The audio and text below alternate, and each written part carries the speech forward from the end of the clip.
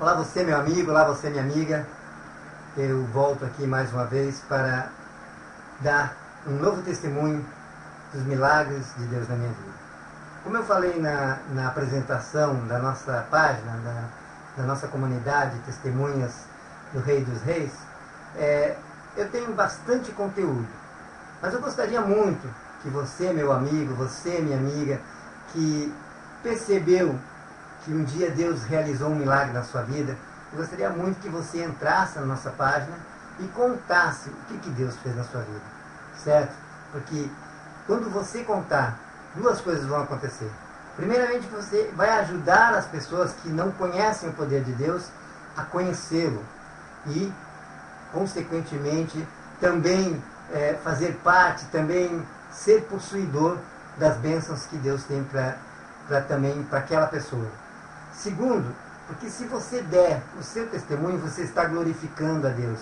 E quando você glorifica a Deus, então Deus derrama sobre a sua vida muito mais bênçãos, que se tornarão em muito mais conteúdo para que você volte a glorificá-lo, enfim, a vida inteira. Amém? Então, eu gostaria que você que percebeu que Deus já realizou um grande milagre na sua vida, que você, então, postasse o seu testemunho. Pode ser em texto, pode ser em áudio, ou até mesmo em vídeo, preferencialmente, se você puder. Está certo? Esse testemunho chama-se Um Anjo em Forma de Mendigo. Por que ele tem um título? Porque alguns anos atrás eu criei um site, chamava-se Testemunhas de uma Vida, e nesse site eu postei, então, em texto, alguns testemunhos. Como eram vários, então eu coloquei títulos nesses testemunhos. E este se chama Um Anjo em Forma de Mendigo. Bom, este fato, este testemunho aconteceu no ano de 1980, quando eu então estava com apenas 18 anos, havia completado 18 anos. Pedi as contas de uma empresa que eu estava trabalhando, né, e comprei uma passagem, paguei algumas contas que eu tinha para pagar, e me sobrou dinheiro para comprar uma passagem e também para comprar 2 carteiras de cigarro. Na época eu fumava Hollywood, né, e eu lembro bem que esse era o dinheiro que eu tinha, além da passagem. Comprei a passagem e fui para São Paulo. Cheguei em São Paulo, eu acho que eram 6 horas da tarde mais ou menos, e a pedido de uma moça que estava no ônibus junto comigo, ela estava prosseguindo viagem, ia para Manaus, se eu não me engano. Ela era secretária de uma grande empresa e ia lá prestar os seus serviços numa filial da empresa que ela trabalhava. E ela pediu que eu ficasse até as 9 horas da noite com ela, esperando o ônibus dela. Eu, como não tinha nada para fazer, realmente fiquei com ela até as 9 horas da noite. Quando ela pegou o seu ônibus e foi embora, então eu tinha que achar como me instalar. Um detalhe, eu não havia levado, como eu disse, dinheiro para pagar hotel, só tinha dinheiro para comprar 2 carteiras de cigarro,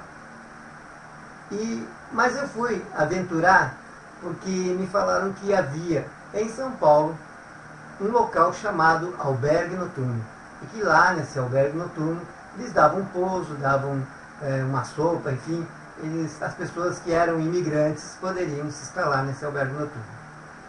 Saindo da rodoviária, eu contatei com um policial militar, perguntei para ele: você sabe aonde fica o Albergue Noturno? Ele disse: olha, agora nesse momento não dá para explicar a você onde fica o Albergue Noturno, mas se você quer ir num lugar onde dão pouso também, você segue essa rua. Ele me mostrou uma rua, você segue essa rua sempre e você vai chegar lá num local que se chama Nona Delegacia. Lá nesse local eles dão pouso e também dão uma sopa para você, se você não tiver, se estiver com fome. Eu agradeci o policial e comecei a caminhar em direção a esse local. Andei bastante, andei alguns bons minutos. Chegando nesse local, eu entrei e fiquei meio atormentado, digamos assim, meio com medo, porque era um local meio obscuro, meio mal iluminado. Eu passei por uma porta, olhei para o lado, numa espécie de salão, tinha alguns beliches e algumas pessoas que na época para mim eram bem mal encaradas, né, sentadas nos beliches. E eu fiquei realmente com medo. Fui para a fila de inscrição, mas ao mesmo tempo, como eu costumava dizer na época, hoje eu falo orar, mas na época eu dizia que fui rezando para que não desse certo. E eu acho que alguém atendeu a minha reza, porque realmente dali uns minutos que eu estava na fila, alguém gritou lá, olha, hoje não tem mais vaga, acabaram-se as vagas hoje. Eu, um tanto aliviado, mas também temeroso, eu ainda fui falar com o policial que havia dado o anúncio e perguntei para ele assim, puxa, olha, eu estou vindo do Rio Grande do Sul, estou chegando do Rio Grande do Sul hoje, estou sem dinheiro e eu precisava de um lugar para pousar. Aí disse, mas infelizmente hoje acabaram as vagas. Mas vamos fazer o seguinte, se você quer, você é meio longe, ele disse, mas se você quiser, você pode ir na CETREM, que é o albergue noturno de São Paulo. Eu, puxa, aí fiquei mais contente, mais feliz. Eu disse, não, eu quero ir sim, como é que eu faço para ir? Aí ele ainda saiu lá na rua me mostrando, só você vai pegar essa rua, a primeira você dobra à esquerda e vai sempre, vai sempre. Quando você vê um local todo iluminado, você vai encontrar a rodoviária do Glicério. Aí, no lado da rodoviária do Glicério, é que fica a CETREM. E aí você vai poder, lá você vai poder pousar, você vai poder ficar o tempo que você precisar até que você encontre emprego. Puxa, fiquei feliz, mas não sabendo do que estava me esperando. Saí dali, estava com uma bolsa de viagem na mão, comecei a andar na rua que ele falou. Eram ruas muito escuras. Só que, logo que eu saí desse local que eu estava, eu dei uma olhada de canto de olho e eu percebi que tinha alguém me seguindo. Vi que era um homem barbudo que estava me seguindo. E como todo jovem impetuoso, jovem que não tem tanto medo, não dá tanto valor para as coisas, na verdade não tem muito medo, eu também não tinha muito medo. E eu pensei da seguinte forma, bom, se eu correr, lá na frente pode ter alguém que vai me atacar e pode me matar, né? Então vou fazer o seguinte, eu vou diminuir o passo, vou esperar esse cara chegar, e se eu sentir que ele está com má intenção, aí peguei a bolsa de viagem bem firme na mão, se eu sentir que ele está com má intenção, eu dou uma bolsada nele e saio correndo para trás. Esse foi o meu pensamento. E realmente eu fiz assim, diminuí o passo, e até que a pessoa que estava me seguindo chegasse do meu lado. Quando ele chegou do meu lado, eu olhei para ele, era um homem realmente barbudo, cabeludo, maltrapilho, um mendigo. E ele olhou para mim, se deu boa noite, eu olhei para ele com uma cara bem feia, né? Pensando que a minha cara bem feia ia atormentar, ia pôr medo nele, porque na verdade eu creio que não colocava medo em ninguém, eu tinha 50 quilos apenas, era muito magrinho, mas muito magrinho mesmo, ninguém dava nada por mim, mas mesmo assim eu olhei para ele com a cara bem feia e disse, boa noite, a voz bem grossa também, tentei fazer uma voz bem grossa. Aí ele perguntou, você está indo para CETREM? Eu disse, estou sim, por quê? Sempre agressivo.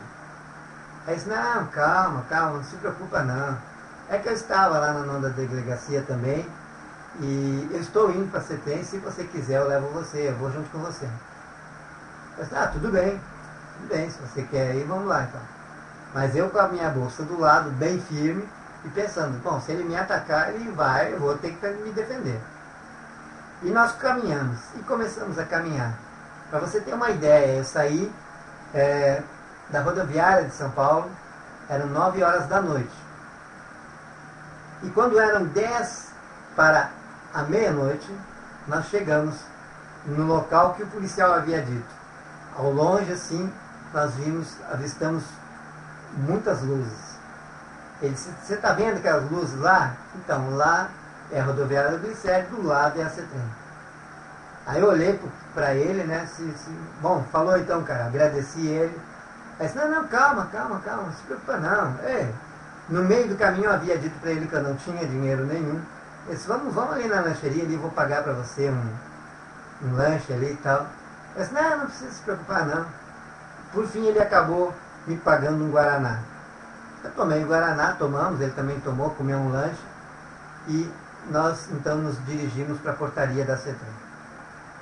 Ao chegar na portaria da CETRAN, a pessoa que estava atendendo pegou meus documentos, começou a escrever meu nome, me fazer perguntas, só que ao olhar para ele, para esse homem que havia me seguido, vindo comigo, ele olhou para ele e disse, você hoje não, hoje você não vai entrar não.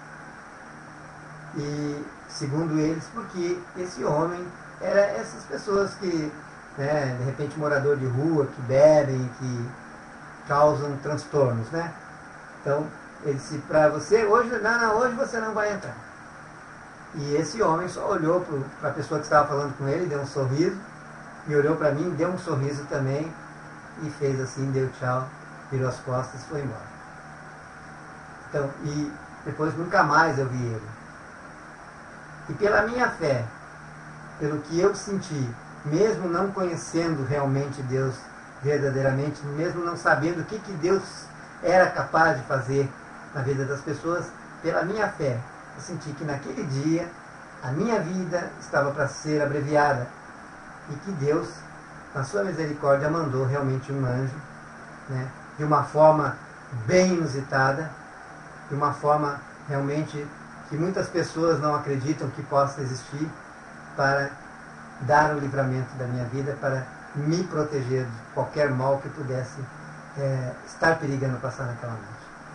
Então, meu amado, minha amada, você que está aí neste momento, mesmo que você não tenha fé nenhuma, mesmo que você não tenha religião nenhuma, mas eu gostaria que você pensasse agora, será que Deus nunca fez nada parecido para você? Será que você já não esteve numa situação de grande perigo e de uma forma assim inexplicável você se safou, como dizem? Será que realmente não aconteceu isso? Se aconteceu na sua vida, se você lembrou que isso aconteceu, então eu gostaria que você viesse, entrasse na nossa comunidade, Testemunhas do Rei dos Reis, e postasse o seu testemunho, sabe? E sabe por que eu estou dizendo isso? Porque duas coisas maravilhosas vão acontecer. Primeiro, você postando o seu testemunho, você está dando a oportunidade de outras pessoas que não conhecem a Deus, de outras pessoas que não sabem qual é o poder de Deus, de conhecer, crer e ser também abençoadas por Ele. Certo? Segundo motivo muito importante, quando você dá um testemunho, Deus olha para você e diz assim, esse filho me glorificou. Então Deus proporciona a você muito mais conteúdo, ou seja, muito mais testemunhos. E quando você tem um testemunho para dar, é porque você tem uma bênção a testemunhar que Deus realizou na sua vida. Está certo? Então, por favor, em nome do Senhor Jesus, eu quero que você lembre daquilo que Deus já fez na sua vida e entre na nossa página e coloque o seu testemunho. Pode ser em texto, né? Mas se você conseguir gravar um vídeo, dessa forma mesmo, não precisa ter a imagem excelente, não. Se você conseguir gravar um vídeo e postar na nossa página, vai ser uma grande bênção para nós, para as pessoas que precisam saber, conhecer o poder de Deus e para você também. Está certo? Que Deus abençoe a sua vida. Fique com Deus.